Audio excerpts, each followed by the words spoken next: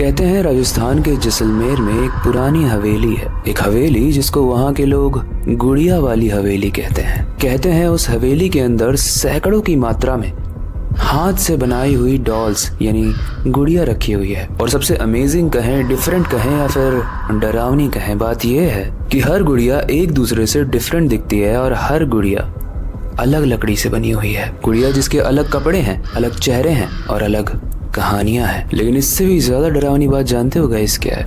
इसी हवेली के बेसमेंट में एक ऐसी गुड़िया है जिसको कोई छू भी नहीं सकता। और अगर इस वार्निंग को किसी ने भी नहीं माना है, उसको छूने की कोशिश की, तो उसकी मृत्यु 7 दिन के अंदर ही हो जाती है। आज की कहानी उस डॉल मेकर की है, या फिर कहें कि उस गुड़िया बनाने वाले इंसान की है, जिसके बारे में कहा जाता है कि उसने अपनी बेटी के मरने के बाद अपने बेटी की आत्मा एक गुड़िया में डाल दी, या फिर कहें कि कैद कर दी। कहानी में हम जैसे जैसे आगे बढ़ेंगे कहानी और ज्यादा इंटरेस्टिंग होगी, बहुत सारे ट्विस्ट आएंगे एंड काफी डर भी लगेगा। लेकिन कहानी में आगे बढ़ने से पहले हेलो गाइस, मेरा नाम है अविनाश कुमार, हॉरर स्टोरीज।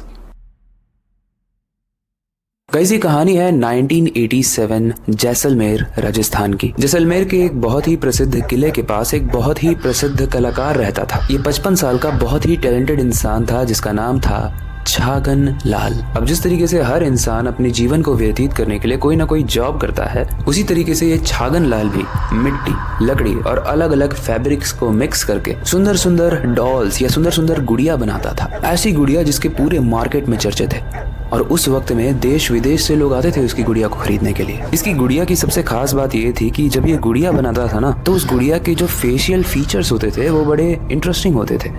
जब भी उसको कोई देखता था तो ऐसा लगता था वो गुड़िया उसको ही देख रही है। उन दिनों में लोगों ने ऐसी चीज कभी फील नहीं की थी, कभी देखी नहीं थी, इसीलिए बाहर से आए हुए लोग उसको अच्छे दाम भी देते थे। उसकी डॉल्स इतनी रियलिस्टिक होती थी मानो जिंदा होकर बात करने लगेंगी। जैसलमेर में कोई इंसान नहीं था जो छागन लाल को नहीं जानता था। अब छागन लाल के पास पैसा तो बहुत था, लेकिन छागन लाल की असली खुशी छुपी हुई थी उसकी 12 साल की बेटी में। बेटी जिसका नाम था लीला, बड़ी ही प्यारी, बड़ी ही सुंदर और बड़ी ही भोली सी लड़की। लीला बिल्कुल अपने पिता की तरह थी, छागन लाल की तरह वो भी बहुत टैलेंटेड थी और वो भी अपने पिताजी की हेल्प करती थी डॉल्स को बनाने में, काफी सारे आइडियाज भी देती थी। छागन लाल अपनी बेटी से काफी खुश रहता था और वो अक्सर लीला को बोला करता था कि जानती है लीला, मेरी अभी तक की सबसे सुंदर डॉल कौन है? लीला बोलती थी, पापा वो जो आपने दूसरी लकड़ी की बनाई थी, चंदन वाली लकड़ी की, वही होगी। ऐसे में छागन लाल अपनी आंखों से खुशी के आंसू टपकाते हुए बोलता था कि नहीं, वो तू है, मेरी सबसे सुंदर क्रिएशन जो मैंने बनाई है वो तू है। गाइस सब कुछ अच्छा चल रहा था, बाप बेटी के बीच में काफी अच्छी अंडरस्टैंडिंग थी, दोनों ही एक दूसरे को बहुत प्यार करते थे।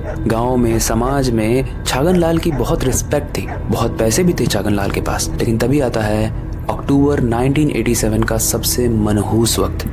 उस वक्त पूरे गांव में टाइफाइड फैल गया था, एक ऐसी बीमारी जिसका उन दिनों उतनी आसानी से इलाज नहीं होता था। एकदम से उस गांव में बहुत सारे लोग मरने लगे। छागन लाल का बिजनेस तो इम्पैक्ट हुआ, लेकिन अभी भी उसके पास इतना पैसा था कि उसे कोई दिक्कत नहीं होती। अगर ये महामारी 1 साल भी चलती तो भी वो अपनी बेटी को घर में रखने लगा और अपनी सारी सामग्री को घर में ही रख के उसमें से डॉल बनाने लगा। जो लोग खरीदने आते थे वो अब उसके घर पे ही आने लगे। लेकिन गाइस यहाँ पर आता है कहानी में एक ट्विस्ट। एक न्यूज़ फैलती है कि पास में जो हवेली है उसके बेसमेंट में कुछ अजीब काम चल रहा है, कुछ एक्सपेरिमेंट चल रहा है वायरस को लेके। और इस खबर के बाद ही वो वक्त था जब टाइफाइड की महामारी जैसलमेर में फैल जाती है। काफी सारे लोगों को शक था कि ये जो महामारी फैली है ये पूरे देश में नहीं फैली है, लेकिन सिर्फ जैसलमेर में इसी वजह से फैली है क्योंकि उस हवेली के नीचे कुछ अजीब हो रहा है। कहते हैं जितने भी लोगों ने उस हवेली के अंदर जाने की कोशिश की वो लोग कभी वापस नहीं आए। छागन लाल के कानों तक ये सारी न्यूज़ तो आ रही थी, लेकिन उसको कोई फर्क नहीं पड़ रहा था क्योंकि उसकी बस एक ही जिंदगी थी, उसकी बेटी।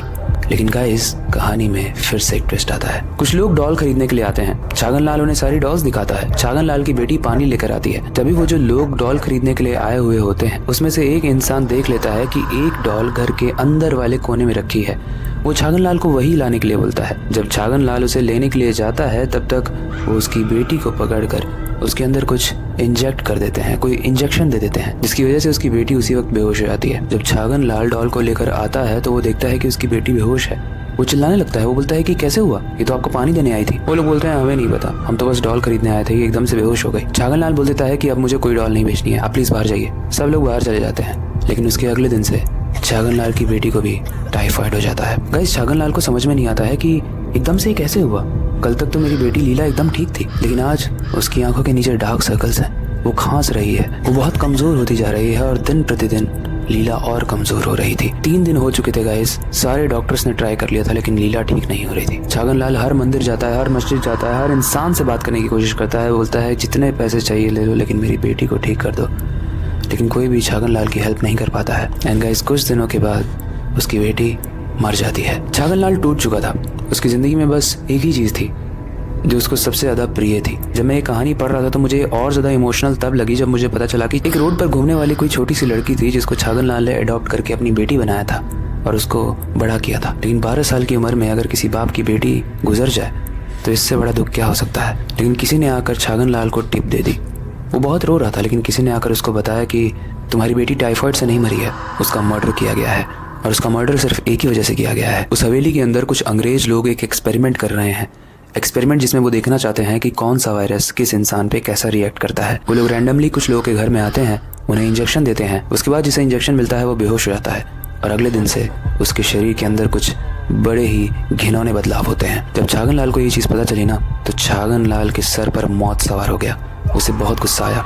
उसकी ज़िंदगी का अब एक ही मकसद था, इन लोगों को सबक सिखाना, या तो मरना या तो मारना। छागन लाल डिसाइड करता है कि वो इस हवेली में जाएगा और देखेगा कि क्या हो रहा है, और अगर उसे कंफर्म हो जाता है कि यही लोग उसकी बेटी की मौत का जिम्मेदार हैं तो वो उन लोगों को नहीं छोड़ेगा। लेकिन कहते हैं उस हवेली में जाने से पहले छागन लाल ने एक और डॉल बनाई थी, एक डॉल जो लीला के कपड़ों से बनी हुई थी। अब क्योंकि छागन लाल ने बहुत सारी ऐसी कलाकारी पड़ी थी जिसमें मांस का, इंसानी मसल्स का, इंसानी बालों का यूज़ करके डॉल बनाई जा सकती है, तो उसने अपनी बेटी के काफ़ी हद तक चीज़ों को यूज़ किया था। उस डॉल को उसने बड़े ही सुंदर तरीके से बनाया था और उस डॉल को बनाने के बाद वो उस डॉल से बोलता है कि मैं तेरी मौत का बदला लेने जा रहा हूँ बेटा। उसके बाद वो उस डॉल को एक झोले में रखता है और हाथ में उस झोले को लेकर निकल जाता है। वो ऐसा मानता है कि जब मैं लीला की मौत का बदला ले रहा हूँगा तो लीला वहाँ पर होनी चाहिए। लेकिन गाइस अब वो होने वाला है जिसके लिए कोई भी रेडी नहीं है। छागन लाल जैसे ही उस पैलेस में जाता है, उस फोर्ट में जाता है जैसलमेर के, उसे एक अजीब सी स्मेल आती है। लेकिन जैसे वो अंदर घुसता है उसे कुछ नहीं दिखता है, उसे बस नॉर्मल रूम्स दिखते हैं, साफ सुथरा कारपेट दिखता है, एकदम राजाओं जैसा महल था वो। उसे लगता है कि यहाँ पर क्या ही हो रहा होगा। लेकिन सबसे स्ट्रेंज बात यह है कि इतना बड़ा महल लेकिन एकदम खाली। ऐसे में छागन लाल को शक होता है कि लोग अगर यहाँ नहीं है तो लोग कहीं तो होंगे। वो बेसमेंट को ढूंढने की कोशिश करता है जिसके बारे में वहाँ के लोग अक्सर बात किया करते थे। फर्श पर वो हर तरफ हाथ मार रहा था एंड एक जगह ऐसी होती है जहाँ से उसे आवाज़ समझ में आती है जैसे उसके नीचे कोई और स्पेस हो, या फिर कहें कि उसके नीचे बेसमेंट हो। जब छागन लाल उसमें कान लगाकर सुनता है तो वो सुनता है कि नीचे से लोगों की आवाज आ रही है। वो कारपेट को हटाता है और उस दरवाजे को खोलता है जो बेसमेंट की तरफ जाने वाला था। छागन लाल सीढ़ियों के थ्रू उस बेसमेंट में उतर जाता है। बेसमेंट बहुत साफ सुथरा तो नहीं था क्योंकि बेसमेंट में बहुत तेज स्मेल आ रही थी, लेकिन जैसे जैसे छागन लाल आगे बढ़ रहा था उसे मौत का मंजर दिख रहा था। पीड़ित लोग दिख रहे थे जो जेल में बंद थे।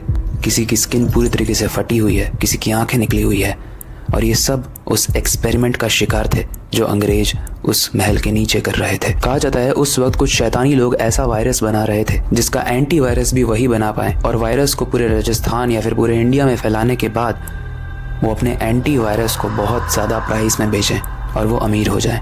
लेकिन वो लोग ये भूल गए थे कि इसकी वजह से काफ़ी लोगों की ज़िंदगी बर्बाद हो रही है, और इसी चक्कर में उन्होंने एक ऐसे इंसान से पंगा ले लिया जो अब वो करने वाला है जो वो सोच भी नहीं सकते। छागन लाल अपने झोले को साइड में रखता है, उस झोले के ऊपर उस लीला की गुड़िया को रखता है और बोलता है बेटा अब तू देख क्या करता हूँ मैं इन लोगों का। वो उस झोले में केरोसिन ऑयल लेकर भी आया था। वैसे भी जो लोग वहाँ पर थे वो काफ़ी पीड़ित थे, वो मरने की भीख मांग रहे थे।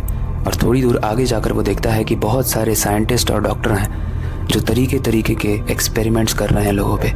लोग चिल्ला रहे हैं लेकिन वो उनको इंजेक्ट करते जा रहे हैं, और छागन लाल सोचता है कि वो एक बार में ही ये सब खत्म कर देगा। उसने उस केरोसिन ऑयल को हर जगह पर फैला दिया। वहाँ आवाज़ इतनी ज़्यादा थी लोगों की चिल्लाने की कि किसी ने छागन लाल पे ध्यान नहीं दिया। उसके बाद जब हर तरफ केरोसिन उसने फैला लिया तो वो चिल्ला कर बोलता है कि कौन है मेरी बेटी लीला की मौत का जिम्मेदार। वहाँ पर उनका हेड आता है और बोलता है अरे तू आ गया, तू तो वही है ना जो गुड़िया बनाता है, तुझे क्या दिक्कत हो गई।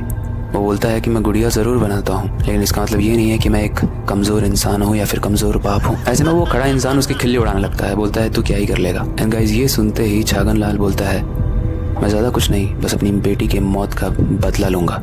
वो माचिस को जलाता है और ज़मीन पर फेंक देता है। पूरा बेसमेंट सेकेंड्स में जलने लगता है। आग बढ़ती जाती है और थोड़ी देर के बाद आग ऊपर भी पहुँचने लगती है। लोग आकर पानी डालने लगते हैं लेकिन तब तक कहा जाता है कि बेसमेंट में जितने भी लोग थे सब जल चुका था, सारी चीज़ें जल चुकी थी, लेकिन एक चीज़ थी जो बच गई थी, और वो थी वो गुड़िया, वो लीला की गुड़िया। कहते हैं आज भी उस जैसलमेर फोर्ट के नीचे जो बेसमेंट एरिया है, वहाँ पर वो गुड़िया घूमती है, और जो भी उसे छूता है वो उसको नहीं छोड़ती। इस कहानी को सुनने के बाद काफ़ी लोगों ने वहाँ पर जाने की कोशिश भी की, लेकिन ऐसा माना जाता है कि जितने भी लोग वहाँ पर गए वो जिंदा नहीं बचे। ये कहानी तो यहीं तक थी।